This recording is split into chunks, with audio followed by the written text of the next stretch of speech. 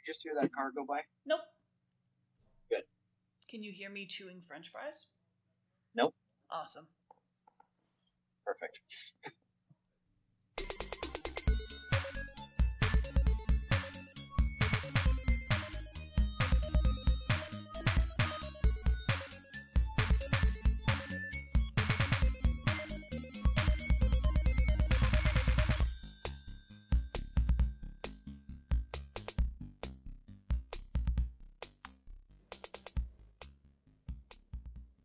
Welcome back to this episode of Gin and Tonic. This episode, we're going to be talking about how to fire a bad GM or player. And knowing us, we'll ramble on a little bit, probably end up a two-parter. But here we go. Oh, probably. I think our best approach to this is to split this up between problem players and problem GMs can have an awful lot of overlap. Definitely.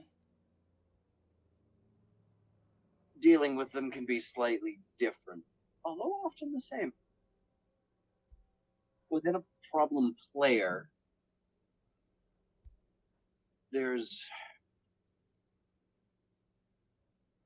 To narrow it down to just a few, you've got the spotlight stealer, who may not be meaning to be problematic, but they are always hogging the spotlight. Right. And this person could just be the biggest personality at the table and everybody else is shy. That happens. That one's fairly easy to deal with, usually just by, hey, can you mind toning it back or so that other people can step in? Or when you're monologuing, ask another player or another character what they think about the situation. Try and pull people into your role playing. So they don't have to stop role playing. They just have to learn to include other people. Yeah. It's a group game after all. Probably your easiest one you deal with on this list. Probably. Oh, it is a group game, and sometimes we gotta help each other out, and you're gonna get people who either are shy or they're more an audience member's player, where they're fine with whatever. They're enjoying the story and they're playing their character, but they don't really care one way or another about what's going on roleplay-wise. They just kind of float along. Those people need to be sometimes pulled out of their shell every once in a while. Yeah, just... If they're obviously not comfortable with it, though, don't do it too often. Right. But if there's an important decision to be made, just ask them for their input, for their character's input. Another problem one that I've not personally come across, I don't know if you have, but I see it mentioned a lot online. And I hate to do it because my very first character was a rogue, but I'm looking at the rogues that steal from party members or try and hide things from party members.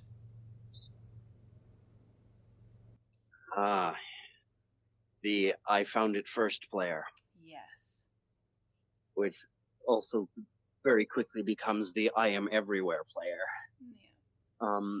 I have had one of these in a game where they decide I'm going to go check out the dining hall and someone else says I'm going to go upstairs, and somebody upstairs discovers something in the library.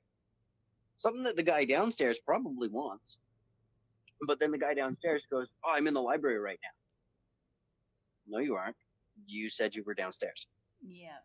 And in that case, you've got to be firm in saying, no, you're not there. You don't know that they have this. Yes. But in my games, I also have a couple homebrew rules to negate this kind of a situation. All loot found adventuring is communal loot. Yeah. That's if you go on a side quest and rob a bunch of people and get a bunch of money. Go ahead. Okay. I love the delay of doing this online. It's just enough to run us over each other. But anyway, I was going to say, I like the idea of giving the party a bag of holding or something early on, because then it becomes the default place to put everything in, and then theoretically everyone has access to it. Another way you can solve that is Heward's handy haversack. It's a backpack version of a bag of holding, so it's not as powerful, but it's like the side pouches each hold like 2 cubic feet, and the center one holds like 10 cubic feet, and like it ends up being just an obscene amount of storage that at early levels is super helpful. Yeah, that's definitely helpful.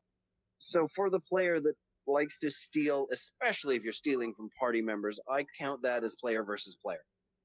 Yes. You are on a team. You are not meant to be stealing from one another. And that's something you should talk about in Session Zero. See our Session Zero podcast. Look at me shamelessly plugging myself. Why not?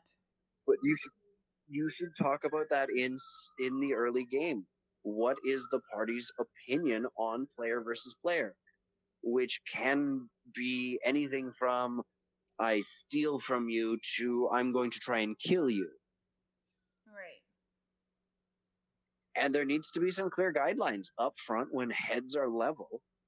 Not when you're mid-game and you're pissed off because, Johnny keeps running off and setting fire to every orphanage in town and you're trying to play the lawful good character. Right.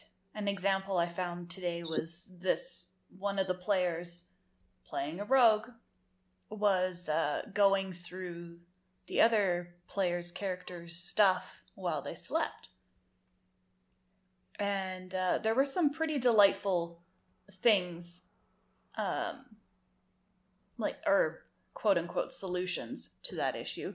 One of which I absolutely love. I can't remember who said it. I would love to give them credit. But it was the DM and the player being stolen from should work together to insert a little narrative where this player has something that looks really important. And it was some kind of like magical spell book that did have certain provisions for shields and wards and stuff like that. However, being a rogue, they wouldn't know how to do any of that or understand any of that. And then if the rogue naturally or unnaturally, depending on your opinion of it, goes after it, they open up the book and boom, instant death because they just opened up and got blasted with a bunch of magic. Now, that is one way to deal with it. I think that's a little extreme off the bat. Right up front, I think everybody's first step should be the dungeon master or game master just talking to the player, saying, hey, this is a little bit of an issue. Let's figure this out. And if that fails, you put something in the player. Say the player gets up and starts rummaging through someone's stuff. You put something super valuable, very nice, like a glass eye or something like that. They'll take it. It's being scryed on by a lich. Oh, and now you have it and they want it back. Oh, yeah. I like that because that's a little less instant death and a little more drawn out and horrible. Yep. Have it worked out work something out with the player where it's like, yeah, you are carrying this tiny little silver box that holds this little marble inside. As long as the marble's inside the box, it's totally fine. But if anybody opens up the box, then the demi-lich knows where it is. Lord of the Rings, put the ring on type thing. Absolutely. And now you specifically are seen as this creature's enemy, because when it saw the item, it saw you, not the person who's been carrying it for the last 6 months. Mm-hmm.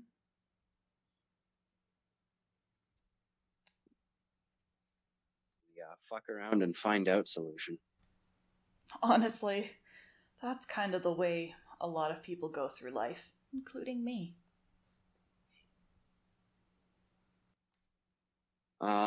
Another problem player is you're going to get the lone wolf, the one who wants to always go off and do their own thing. Just don't. Just fucking don't. You sat down at the table to play a cooperative game of adventurers. I will echo what so many others have said. When you build a character, build a goddamned adventurer, and sometimes you just need to use your imagination because maybe your GM doesn't come up with the best hook on the planet to suck you in. Don't be sitting there going, I don't want to go on that adventure. I'm quite happy being the baker. Fuck your bakery. And GMs, if they're like, I'm not leaving my bakery, you know what you do? You have a goddamn fire come through and burn it down. Yes. I like that. No more bakery. Now you have to go adventure. Yep, lost everything. Because players, your GM works really hard to put together a story, and sometimes your GM isn't going to pull the best story out of their hat. You should be thankful that they were willing to run a game for you. Yeah, it's So not please, easy. so please just build an adventurer. Go on the adventure, and then you can grumble the entire time about how you want to go back to your bakery and how making crescent rolls is just so much more fun than killing goblins. Yeah. That can be a character flaw. You hate that you're on this adventure. Why are you on the adventure? Because your village is under threat and your bakery will be burned to the ground by invading barbarian hordes. Yeah. Or you have a sibling that gambled away all the store money, and now you have to do this favor for someone so that they pay you so that you have money to keep your shop open. Yep.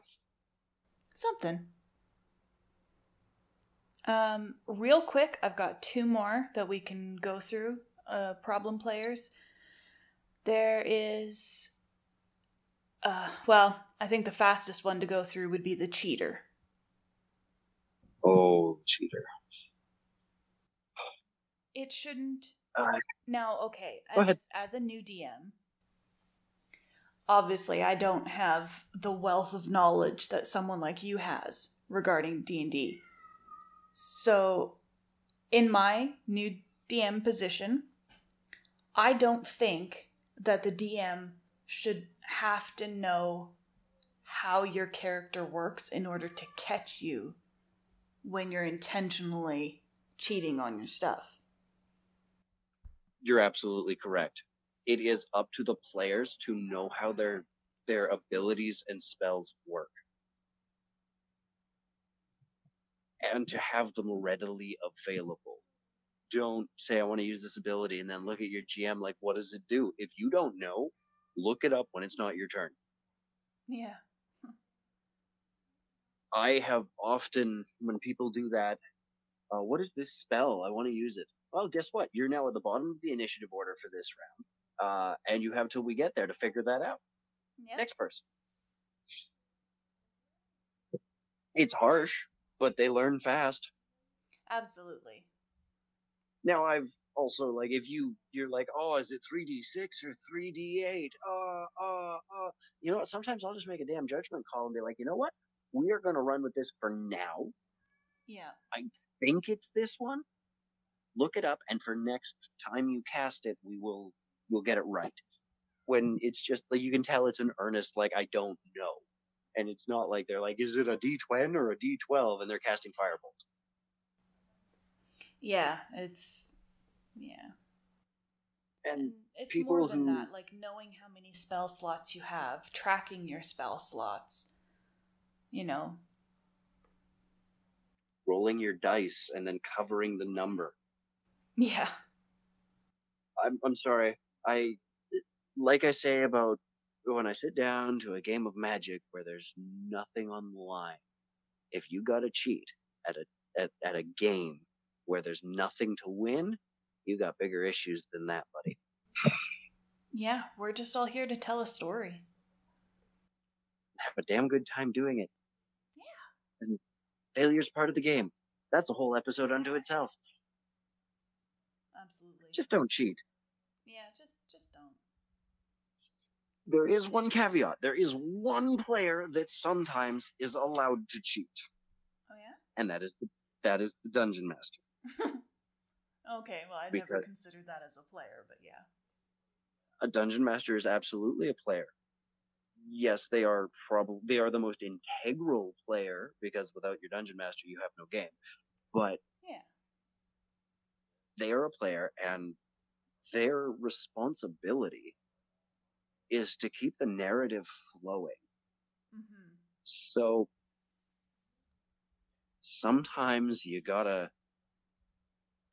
rearrange the situation behind the screen to ensure that things go on the way that they do.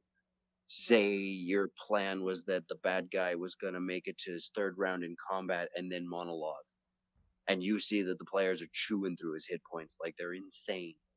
Attack another 30 hit points on, you make sure he gets to that third round, and then he probably won't get a fourth turn. Right. And I think that's important, yet too, for a DM to know when to adjust on the fly like that. It's an important task. Now, Back to there are players. back to players. What was your other one that The you wanted to last discuss? one is the rules lawyer, aka the one that's going to argue with the DM on every call they make. Yes, and before we launch into this, I'd like to make a differentiation between a rules lawyer and a rules shepherd. The rules shepherd is the person that when somebody at the table says, "Oh, I don't remember what this is," or the GM goes, "Does anybody know what the rule for this is?" Because GMs are human. The rules shepherd is the one who volunteers and says, "Hey, it's such and such." Right. Cool. We'll run with that. You were asked for your opinion. Yes. The rules lawyer is the guy or girl who's gonna sit there and argue that because on page 272, paragraph 7, it says this, and that means that exactly this can't happen, and the GM has already made a ruling that this is how it works, or this is Yes. how it's going to work. And I think that It's one there's a thing. fine line yet too. Like Mhm. one thing to bring it up or say I don't think that's how it should work. And then if the DM says, "Well, that's how it's working now," drop it. Let it go. If it's a really big issue, maybe talk to your DM after the game. But don't stop the game just because you want to argue with something they've made a decision on. Mm-hmm. It gets really uncomfortable at the table and then no one has a good time. Yep. And it can also lead to a situation where either the rules lawyer may not get invited back, or if people aren't having fun with the rules lawyer, they'll start not coming back. Yeah. So be a rules shepherd, not a rules lawyer. Absolutely. And I'm sure that there are several that we have not covered, like the creep, who is just a creepy person, and it has nothing to do with their play style. They are just creepy and make everyone uncomfortable. Trying In to that force case, the relationship between their player or between their character and another player's character. yeah, if you get into that creepy level of like, I'm gonna romance your character as a proxy way of pretending that I'm taking you out on a date, stop being a douchebag. Because that's just not cool. Now, if the other party is reciprocating and you're having fun in game, then that's great. Don't assume that because something happens in game that it's going to happen out of game. Right. I mean, it might. Maybe you'll have some whirlwind romance, but don't assume that's going on. When you assume, it makes an ass out of you and me. That's the teacher in you that says that. Yeah, well, I think I I can't first say heard that one that. at school. Yeah. Wait, I think my teacher said that when I was in 8th grade. So. That was a long time ago. In a land far, far away. Yeah. But I think our point here is that if you've got a problem player, talk to them. Address it up front. There's always a chance that they don't know that what they're doing is a problem. Mm-hmm. Who knows? Maybe they're a bit of a nervous player, and keeps bringing up the rules because they want to subconsciously prove that they know the game. You know, for the Spotlight Hog, they could just be a naturally more outgoing person and not even realize that they're stealing the spotlight. Just, talk to your players. Do it one-on-one so they don't get embarrassed. Because I'm a very big introvert, and if someone called me out in front of a group, I would naturally be more defensive than if it was one-on-one. That is something I wanted to say, to speak on, though. If you speak with them once or twice one-on-one and the behaviors are not stopping, that is a time to talk to the rest of the table and see, like, is anyone else feeling this way? And you can bring it up at a session and keep it with I statements. Yeah. I feel like Gary's such and such is having an effect on our game. And then I would like to open a discussion about any other habits that we feel are problematic. Right. And then at that point, other people can chip in and they can be like, yeah, I also feel that Gary, shooting rockets out of his nose every time we get a few drinks into us is a problem. Maybe Gary needs to stop lighting fireworks with his nose. Yeah, maybe. But yeah, absolutely. Sorry, Gary's out there. If your point doesn't get across once or twice, bring it together. Have a united front if need be. If the player refuses to accept what they're doing wrong, then politely ask them to leave your group. And if that doesn't work, well, I mean, it's pandemic times. There's a block button. I'm just kidding. Yep. It's probably not the best way to go about it. Sometimes that's what you gotta do. You just gotta uninvite the person because it's not that I have played with people who were not a good fit for our table. Not that they were bad players. They just weren't a good fit for our table. Mm-hmm. And out there somewhere, there is a table for you. Absolutely. But we should probably wrap this one up. So thank you guys again for listening in for another one of our rambling circles. I promised last time I was going to watch the time, and I didn't watch the time. So there we go. That's okay. I think we've got 25 minutes on this one, give or take. Oh, jeez. It's all good. Thanks for tuning in, everyone. Until next time. Keep rolling.